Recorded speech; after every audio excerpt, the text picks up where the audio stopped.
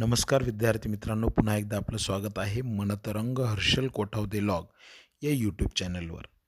विद्यार्थी मित्रांनो, आपण आता पवित्र पोर्टल भरतीसाठी लागणारी कागदपत्र आणि त्यांची विस्तृत माहिती बघितलेलीच आहे आज. परंतु जे छोटे छोटे कागदपत्र आहेत ते त्यांचा नमुना आणि ती कशी लिहावी, तर याचाच एक भाग म्हणून लहान कुटुंबाचे प्रतिज्ञापत्र, त्याचा एक लिखित नमुना तुमच्यासमोर मी घेऊन आलो आहे. बरं, हे प्रमाणपत्र लिहायचं कोणी? तर विवाहित आणि अविवाहित, मॅरिड आणि अनमॅरिड या सर्व उमेदवारांनी हे प्रतिज्ञापत्र सादर करायचं आहे. चला तर बघूया लहान कुटुंबाच्या प्रतिज्ञापत्राचा लिखित नमुना, जो आजच तुम्ही तुमच्या कागदपत्रांमध्ये तयार करून ठेवा. बघा, या प्रतिज्ञापत्रामध्ये कशी माहिती भरायची, काय दिले तिथे. महाराष्ट्र नागरिक सेवा लहान कुटुंबाचे प्रतिज्ञापत्र, नियम 2005 नुसार अर्जासोबत जोडावयाच्या लहान कुटुंबाच्या पत्राचा नमुना, प्रतिज्ञापन म्हणतात त्याला, नमुना अ, नियम 4. ओके, चला भरूया आपण मग हे प्रतिज्ञापत्र. आता बघा, सुरुवातीला या प्रतिज्ञापत्रामध्ये काय आहे बघा. मी श्री, श्रीमती, कुमारी. उमेदवार पुरुष गटातला असेल तर श्री, लग्न झालेली स्त्री उमेदवार असेल तर श्रीमती, लग्न झाले नसेल तर कुमारी. ओके, यातला एक मुद्दा घ्यायचा आहे. उदाहरणार्थ यामध्ये मग एखाद्या व्यक्तीचं नाव लिहिलं, प्रकाश संदेश भांबरे, बरोबर. मी श्री प्रकाश संदेश भांबरे. मग श्री इथे त्यांच्या वडिलांचं नाव येणार आहे.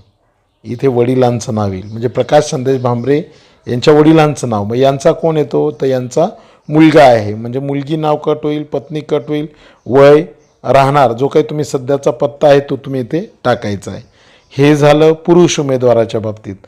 मग तो एक तर कसा असेल, एक तर तो विवाहित असेल किंवा अविवाहित असेल, तर दोन्ही मुद्दे टाकायचे आहेत.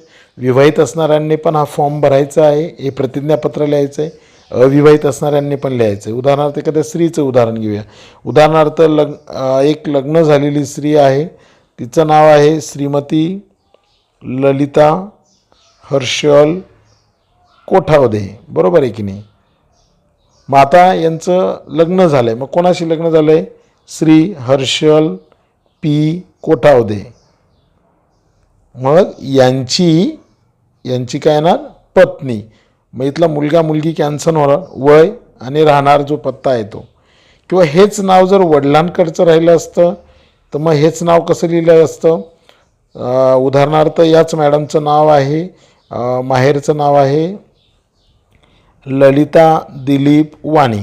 तुम्ही जो टेटमध्ये फॉर्म भरलेला आहे, टेटमध्ये फॉर्म भरताना तुम्ही माहेरचं नाव वापरलं आहे की सासरचं नाव वापरलं आहे ते बघा, आणि त्यानुसार मग इथे लिहा ललिता दिलीप वाणी. मग दिलीप कृपाराम वाणी यांची मुलगी, मग हे कॅन्सल होईल, बरोबर आहे की नाही. मग ही माहिती तर जाहीर करते की आता तुम्हाला समजलं असेल की पहिला फॉर्मॅट कसा लिहायचा आहे. त्यानंतर वरची माहिती लिहिल्यानंतर इथे जो ॲड्रेस लिहिणार आहात तुम्ही, तर तो ॲड्रेस हल्ली जो तुमचा आहे तो लिहा, बरोबर आहे की नाही. आधार कार्डवरचा असला तो लिहिला तरी चालेल.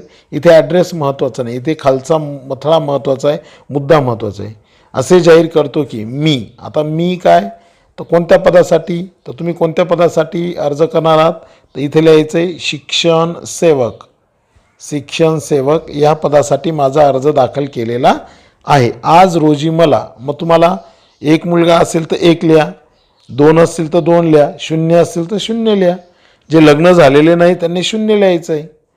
ज्यांचं लग्न झालं आहे पण एक मुलगा आहे तर एक लिहा, एक मुलगा मुलगी असेल तर दोन लिहा. इतकी हयात मुले आहेत, त्यापैकी दिनांक 28 मार्च 2005 नंतर जन्माला आलेल्या मुलांची संख्या, बरोबर. मग समजा 2 आहे, मग 2 असेल तर त्यांचा जन्मदिनांक, मग इथे 1 अंक टाका, इथे 2 अंक टाका, इथे त्या मुलाचं नाव लिहा, मुलीचं नाव लिहा आणि त्यांची जन्मतारीख लिहा. ओके, एवढंच तुम्हाला करायचं आहे. आणि खाली वाक्य असं आहे, हयात असलेल्या मुलांची संख्या 2 पेक्षा जर अधिक असेल तर 28 मार्च 2005 व त्यानंतर जन्माला आलेल्या मुलामुळे या पदासाठी मी अनर्ह ठरवण्यास पात्र होईन याची मला जाणीव आहे. आणि या ठिकाणी मग तुमची त्या पद्धतीने काय करायची, स्वाक्षरी करायची, ठिकाण लिहा आणि दिनांक लिहा. या प्रमाणपत्रावर कुठल्याही अधिकाऱ्याच्या स्वाक्षरीची गरज नाही. हे प्रमाणपत्र सेल्फ अटेस्टेड करायचे आहे. झालं तुमचं लहान कुटुंबाचं प्रतिज्ञापत्र. कोणासाठी आहे? विवाहित उमेदवारांसाठी तर आहेच, पण जे अविवाहित आहेत त्यांच्यासाठी सुद्धा हे प्रमाणपत्र आहे. विद्यार्थी मित्रांनो, अशा तऱ्हेने हा आहे लहान कुटुंबाच्या प्रतिज्ञापत्राचा नमुना, लिखित नमुना. तुम्ही या पद्धतीने हा नमुना तयार करून ठेवा. याची PDF तुम्हाला हवी असेल तर डिस्क्रिप्शनमध्ये टेलिग्रामची लिंक दिली चॅनलची, माझ्या टेलिग्राम चॅनलची, त्यावर जा. तिथून हा नमुना डाउनलोड करा, त्याची प्रिंट काढा आणि तो लिहून ठेवा. ओके. असेच नवनवीन अपडेट मिळवण्यासाठी चॅनल सबस्क्राईब करायला मात्र विसरू नका. धन्यवाद. थँक्यू.